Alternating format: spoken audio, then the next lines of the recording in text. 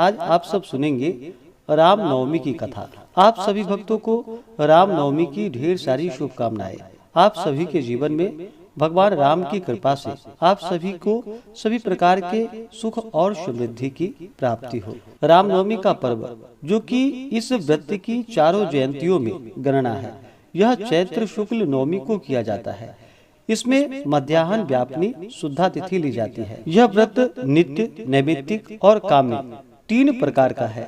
नित्य होने से इसे निष्काम भावना रखकर आजीवन किया जाए तो इसका अनंत और अमित फल प्राप्त होता है, और किसी निमित्त या कामना से किया जाए तो इसका यथेच्छ फल प्राप्त होता है। भगवान रामचंद्र जी का जन्म, जो कि उस समय चैत्र शुक्ल नवमी गुरुवार पुष्य नक्षत्र या दूसरे मत से पुनर्वसु नक्षत्र मध्याह्न और कर्क लग्न में था। उत्सव के दिन ये सब तो सदैव आ नहीं सकते, परंतु जन्मवर्ष कई बार आ जाता है। अतः वह हो तो उसे अवश्य लेनी चाहिए। जो मनुष्य रामनवमी का भक्ति और विश्वास के साथ व्रत करते हैं, उनको महान फल की प्राप्ति होती है। तो आइए सुनते हैं रामनवमी से जुड़ी हुई पौराणिक कथा। तो बोलिए प्रेम से सियापति रामचंद्र की जय, सर्वदेवी देवता की जय। रामनवमी से जुड़ी हुई कथा के अनुसार त्रेता युग में जब धरती पर रावण और ताड़का जैसे असुरों का आतंक बढ़ गया, तो स्वयं भगवान विष्णु और माता लक्ष्मी ने अवतार लेकर धरती पर आकर अपने भक्तों का उद्धार किया। पौराणिक कथाओं के अनुसार त्रेता युग में अयोध्या के राजा दशरथ की 3 पत्नियां थीं, परंतु फिर भी वे संतान सुख से वंचित थे।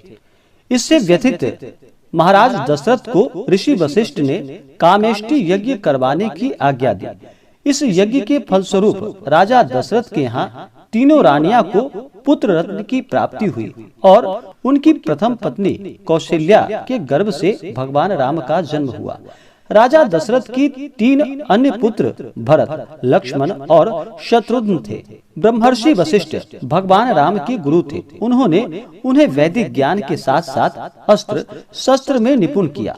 ब्रह्म ऋषि विश्वामित्र ने भी राम को शस्त्र विद्या दी, और इन्हीं के मार्गदर्शन में राम ने ताड़का जैसे राक्षसों का संहार किया, अहिल्या का उद्धार और सीता स्वयंवर में हिस्सा लिया, और सीता से विवाह फिर भगवान राम की हुई। महाराज दशरथ अपने ज्येष्ठ पुत्र राम को अपना उत्तराधिकारी बनाना चाहते थे, लेकिन उनकी अन्य पत्नी कैकेयी की मंशा थी कि उनका पुत्र भरत सिंहासन पर बैठे। इसलिए उन्होंने राजा दशरथ से अपने 2 वरदान मांगे।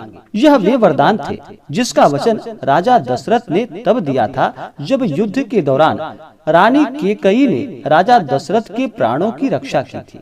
कैकेयी ने राजा दशरथ से जो वरदान मांगे, उनमें से भरत का राज्याभिषेक और राम के लिए 14 वर्षों का वनवास मांगा। इस तरह भगवान राम को 14 वर्षों का वनवास मिला। इस वनवास में भगवान राम की पत्नी सीता और भगवान राम की भ्राता लक्ष्मण ने उनका साथ दिया और उनके साथ ही जाना स्वीकार किया, और वे भी उनके साथ 14 वर्षों के वनवास में निकल पड़े। साथ ही भरत ने भी भातृ प्रेम को सर्वोपरि रखा और एक वनवासी की तरह ही 14 वर्षों तक अयोध्या को एक अमानत के रूप में स्वीकार किया। इस वनवास काल में भगवान राम ने कई असुरों का संहार किया और रावण जैसे दुराचारियों का अंत किया। शायद कैकेयी के वचन केवल आधार मात्र थे, क्योंकि नियति कुछ इस प्रकार थी। भगवान राम ने अपने वनवास काल में हनुमान जैसे सेवक, सुग्रीव जैसे मित्र को पाया। नियति ने सीता अपहरण को निमित्त बनाकर रावण जैसे दुराचारियों का संहार किया।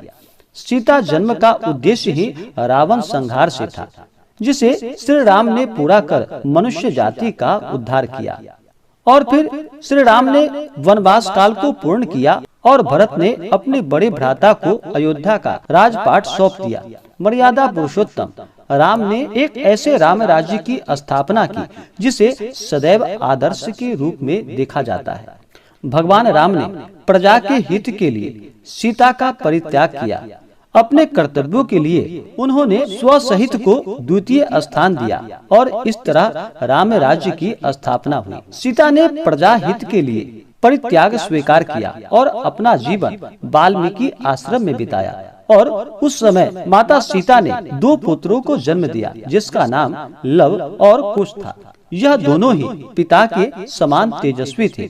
और फिर लव कुश के हाथों में भगवान राम ने अपने राज्य को सौंपकर और स्वयं वे अपने विष्णु अवतार को धारण कर मानव जीवन का त्याग किया।